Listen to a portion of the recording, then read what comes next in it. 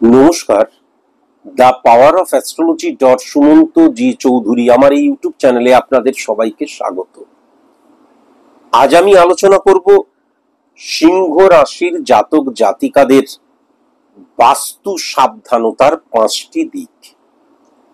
এই বাস্তু সাবধানতা ভেরি ভেরি ইম্পর্টেন্ট। কেন না, আমার এই যে আমি বারবার ধরে বলেছি, অ্যাস্ট্রোলজিক্যাল যে প্ল্যানেট রিপ্রেজেন্ট করে আমার হরমোনকে, আমার সাথে আমার যে বাস্তুর ভাইব্রেশনটা সঠিক মতন হচ্ছে না, বা এমন কোন স্থান, এমন কোন দিক, সেই দিকের সাথে আমার ভাইব্রেশন পজিটিভ হচ্ছে না, আমারই বাস্তুর কেন হচ্ছে না, এর পেছনে কিন্তু বিরাট এক সায়েন্স কাজ করছে। বারবার ধরে মনে রাখা দরকার। যেমন আজকে আমি সিংহ রাশির বাস্তুর 5টি খুব জরুরি দিক নিয়ে যে আলোচনা করব, এটা কিন্তু সার্বিক মতে। জ্যোতিষ কোনো রঙিন চশমা নয়।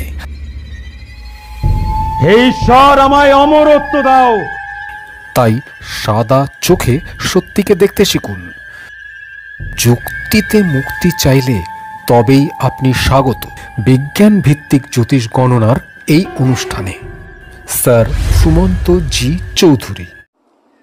আপনি অবশ্যই কিন্তু নির্দিষ্ট কোনো সায়েন্টিফিক অ্যাস্ট্রোলজারের কাছে গিয়ে, পিওর সায়েন্টিফিক অ্যাস্ট্রোলজারের কাছে গিয়ে আপনার ছকটা যদি প্রেডিকশন করিয়ে নেন, তাহলে তিনি কিন্তু প্রেডিকশন করার সময় বলে দেবেন যে আপনার বাস্তু সমস্যা আছে কি নেই। এখন বাস্তু সমস্যা মানে কিন্তু বাস্তুর সমস্যা নয়। আমরা 140 কোটি মানুষ যেটা জানি সেটা ভুল জানি। বাস্তুর সমস্যা থাকা মানে আমার ছকের মধ্যে যখন নেগেটিভ ইনফ্লুয়েন্স ক্রিয়েট হচ্ছে বাস্তুগত দিক দিয়ে, 7, 12, 4 কানেকশন, তারপরে 5 নম্বর 11 নম্বর ঘরের connection, 6, 8, 4 connection, 6, 8, 12 connection, 3, 12 connection, 2, 12 connection, এই কানেকশন গুলো দেখতে হয়। যদি দেখা যায় যে নেগেটিভ ইনফ্লুয়েন্স ক্রিয়েট হচ্ছে, তার মানে আমার ছকের মধ্যে কিন্তু আমার মধ্যে বাস্তু সমস্যা রয়েছে। বাস্তু সমস্যা মানে কখনোই বাস্তুর সমস্যা নয়, বাস্তু দোষ মানে কখনো বাস্তুর দোষ নয়। আমার ছকের মধ্যে যখন বাস্তুগত সমস্যা থাকছে, তখন আমি পশ্চিম বাংলায় থাকি, কি দিল্লিতে থাকি, কি চেন্নাইতে থাকি, কি বিদেশে থাকি, যেখানেই থাকি, কি চাঁদে জমি কিনে সেখানে বাড়ি করে থাকি, আমি বাস্তুর সাথে কখনো কিন্তু পজিটিভ কানেকশন ক্রিয়েট করতে পারবো না। আমাদের ভাইব্রেশন কখনো পজিটিভ হবে না। এটা পিওর সায়েন্সের কথা বলছি, ক্যালকুলেশনের কথা বলছি, ম্যাথের কথা বলছি। তাহলে বাস্তুর সমস্যা ভেবে বাস্তুকে আমি প্রতিকার করছি, বাস্তুকে কখনো কিচ্ছু ভাবে প্রতিকার করার দরকার হয় না। মুখের মধ্যে ময়লা জমেছে, ধুলো জমেছে, আয়না পরিষ্কার করে কোনো লাভ নেই। এই মুখের ধুলোটাকে কিন্তু ঝেড়ে ফেলতে হবে। আজ আমি তাহলে আলোচনা করব সিংহ রাশির জাতক জাতিকাদের 5টি বাস্তু সাবধানতা।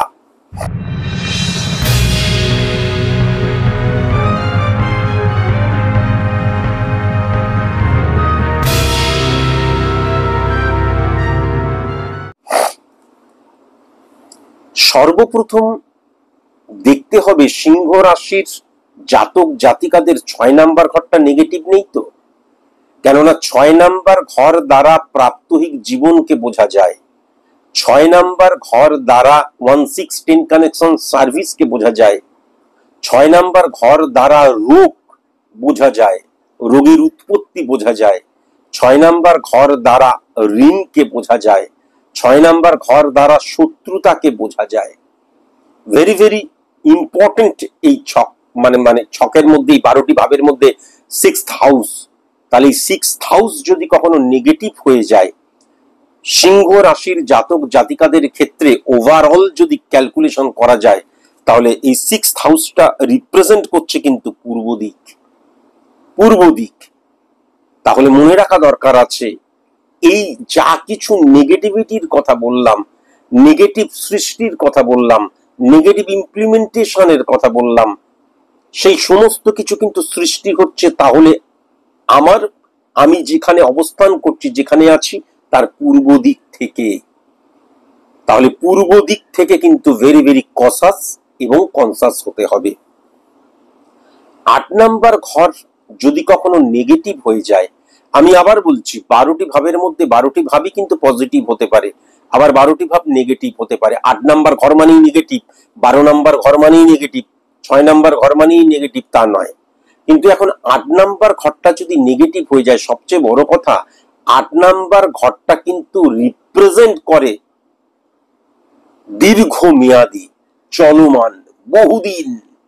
8 নাম্বার ঘরটা রিপ্রেজেন্ট করে ক্রমাগত হয়েই চলেছে, মানে একদম হলো রোগ হলো সেরে গেল, রোগ হলো মরে গেলাম তা কিন্তু নয়। 8 নাম্বার ঘরটা মারক স্থান বলা হচ্ছেই এটাকে কিন্তু ক্যারি করে নিয়ে চলে, নেগেটিভিটিকে ক্যারি করে নিয়ে চলে, আবশ্যিকভাবে পজিটিভিটিকেও ক্যারি করে নিয়ে চলে। আমি নেগেটিভিটির দিকটাই আসছি। 8 নাম্বার ঘর দ্বারা কিন্তু 8 নাম্বার ঘরটা সবচাইতে ডেঞ্জারাস, গুপ্ত ঘর বলা হয়। 8 নাম্বার ঘরটা নেগেটিভ হয়ে গেলে আমার নেগেটিভিটির যা কিছু হচ্ছে সেটা কিন্তু একদম নিঃশব্দে হয়, সাইলেন্ট কিলার। এটা মাথায় রাখার প্রয়োজন আছে।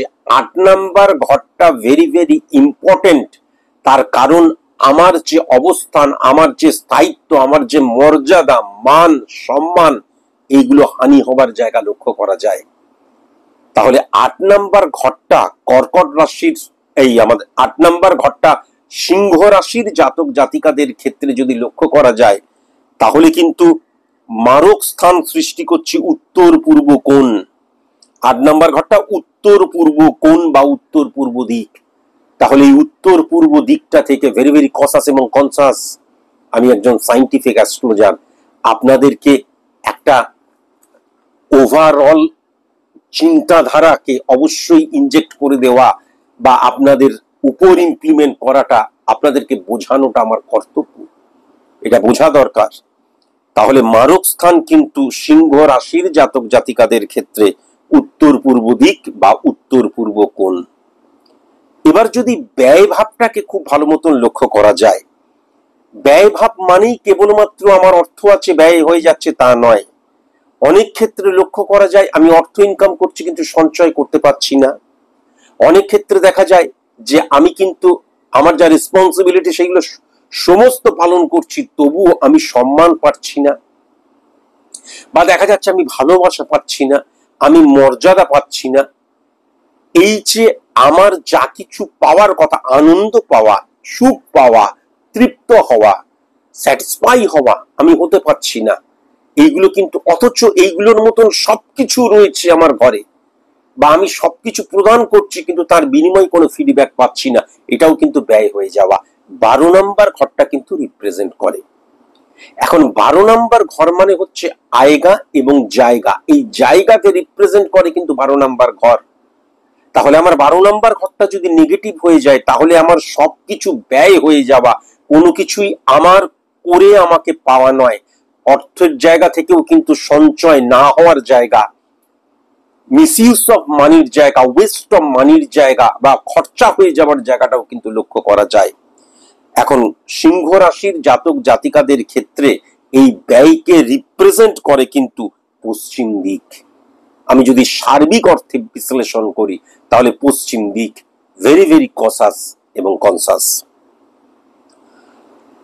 আমি বিবাহ করেছি, বা দেখা যাচ্ছে যে আমার বিবাহের 5 বছর 10 বছর হয়ে গেল, আমার এক স্টুডেন্ট ছিল, এটা একটা চ্যালেঞ্জিং প্রেডিকশন আমি করেছিলাম, বলেছিলাম তোর, সে আমার বন্ধুর মতন ছিল, সন্তান হবেই হবে, কিন্তু তার সন্তান হচ্ছিল না। পরে সে আমাকে অবিশ্বাস করেছিল, পরে 18 বছর না 19 বছর পর কিন্তু তার সন্তান হয়েছিল, যদিও তখন তার সাথে আমার সম্পর্ক খুব একটা ভালো ছিল না, কেননা তার আগেই কিন্তু সে আমার সাইন্টিফিক অ্যাস্ট্রোলজি সাবজেক্টটাকে মিথ্যে বলে কিন্তু রুটিয়ে দিয়েছিল। পরবর্তীকালে সে আমার কাছে সারেন্ডার করেছিল যে এরকম প্রেডিকশনও হয়। সুতরাং এটা জাস্ট একটা এক্সাম্পল যে আমার মুখনিসৃত বাণী দৈববাণী বারবার ধরে বলেছি, কিন্তু এই ক্ষেত্রে আমি ওভারঅল প্রেডিকশন করছি। আমি বিবাহ করলাম, বা দেখা যাচ্ছে স্বামী স্ত্রী সন্তান হচ্ছে না, অথচ আমাদের সবকিছুই ঠিক আছে। মনে রাখা দরকার যে আমার সন্তান ক্ষেত্রটা কিন্তু মূলত বোঝা যায় ফিফথ হাউস থেকে। ফিফথ হাউসটা যদি নেগেটিভ থাকে তাহলে এই ক্ষেত্রে কিন্তু ফিফথ হাউসটা পূর্ব দক্ষিণ যে কোণ বা পূর্ব দক্ষিণ যে দিকটা সেইটাকে কিন্তু রিপ্রেজেন্ট করে। এই দিকে যদি কখনো আমি সঙ্গম করি, মিলিত হই সন্তান পাওয়ার আশা নিয়ে, তাহলে কিন্তু কোনো মতেই আমি পজিটিভ অ্যান্সার পাবো না। নয় দেখা গেল সন্তান সঠিক মতন হলো না, সন্তান হতে গিয়ে প্রবলেম সৃষ্টি হচ্ছে, তা না হলে সন্তান আসছেই না, এগুলো কিন্তু লক্ষ্য করা যাবে। এবার দেখা গেল আমার সন্তান রয়েছে এক বা একাধিক, তাদের ক্ষেত্রেও কিন্তু সিংহ রাশির জাতক জাতিকাদের ক্ষেত্রে পূর্ব দক্ষিণ যে কোণ বা পূর্ব দক্ষিণ যে দিকটা সেটা কিন্তু মারাত্মক নেগেটিভ। এটা মাথায় রাখার প্রয়োজন আছে। পিতা অথবা মাতা যার সিংহ রাশি, তার সাথে সন্তানের সঠিক মতন বন্ডিং বা একে অপরের পরিপূরক বা একে অপরের মনের মিল বা ভাইব্রেশনটা কখনো পজিটিভ হতেই পারে না। তাহলে সিংহ রাশির জাতক জাতিকাদের ক্ষেত্রেও কিন্তু পূর্ব দক্ষিণ যে কোণ বা পূর্ব দক্ষিণ যে দিকটা সেটা সন্তানের ক্ষেত্রে অত্যন্ত নেগেটিভ। আমরা প্রত্যেকেই আমাদের বাড়িতে আমাদের যে ইষ্ট দেবতা, যে যার নিজের পছন্দের, যে যার নিজের ধর্মের, তাকে কিন্তু আমরা তার মূর্তি স্থাপন করি অথবা ফটো টাঙাই। আমি তার সামনে গিয়ে আমরা আমাদের মতন করে শ্রদ্ধা জানাই। এক্ষেত্রে অবশ্যই মাথায় রাখার প্রয়োজন আছে যে সিংহ রাশির জাতক জাতিকাদের ক্ষেত্রে ওভারঅল প্রেডিকশনের মধ্যে দিয়ে যেটা লক্ষ্য করা যাচ্ছে, 9-6 কানেকশন 12 কে হিট করছে। 9 নাম্বার ঘর যদি নেগেটিভ হয়ে যায় তাহলে কিন্তু উত্তর দিকে কখনোই কোনো মন্দির, মানে আমি ঘরের মধ্যে একটা ছোট্ট দেখা গেল ঠাকুর ঘর বানালাম বা দেখা গেল কোনো মূর্তি স্থাপন করলাম বা আমার কোনো ফটো রয়েছে, তার সামনে গিয়ে আমার ইষ্ট দেবতাকে আমি স্মরণ করছি, উত্তর দিক সিংহ রাশির জাতক জাতিকাদের ক্ষেত্রে কখনোই পজিটিভ নয়। তার কারণ আপনি জিওডি গড বলুন, জি জেনারেশন ও অবজারভেশন, ডি ডেডিকেশন, তার একত্রিত যে সুপ্রিম পাওয়ারের কথাই বলুন, আপনি ঈশ্বরের কথাই বলুন, God is dedication combination of all reels and thinkings এর কথাই বলুন, এই যে পজিটিভ ভাইব্রেশনটা, মনোনিবেশ, কনসেন্ট্রেশন, যে আদান প্রদান বা যেই ঘোড়াটাকে আমি আমার মধ্যে প্রবেশ করাচ্ছি, সেটা কিন্তু কখনোই পজিটিভ ভাবে আমার মধ্যে প্রবেশ করবে না, আমার মধ্যে সেটার গ্রোন আপও হবে না।